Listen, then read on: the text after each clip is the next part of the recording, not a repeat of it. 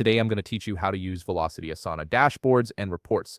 If you're looking for a more powerful way to visualize your Asana project data and gain insights into team performance, Velocity is an excellent tool that transforms your project information into comprehensive dashboards and reports.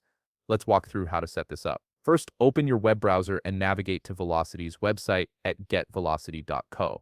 Once you're on the homepage, you'll see a button labeled Try for Free in the upper right corner. Click on this button to begin the setup process.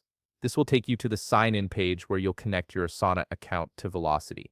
On the sign-in page, you'll notice an option to sign in with Asana. Click on this option to proceed.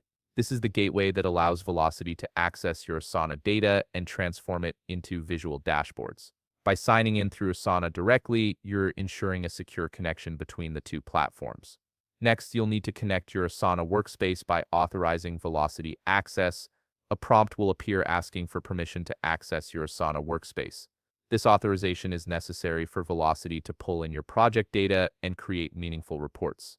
Go ahead and click Allow to grant this permission. This step is crucial as it establishes the link between your Asana projects and Velocity's reporting capabilities. Once you've authorized the connection, you'll be taken to Velocity's main interface. Here, look for the plus icon at the top of the screen and click on it. From the drop-down menu that appears, select New Project Dashboard. This is where you'll create your first customized dashboard. You'll now see a drop-down labeled Select a Project. Click on this drop-down to view all your available Asana projects. You can either scroll through the list until you find your designated project, or use the search function to quickly locate it by typing in the project name.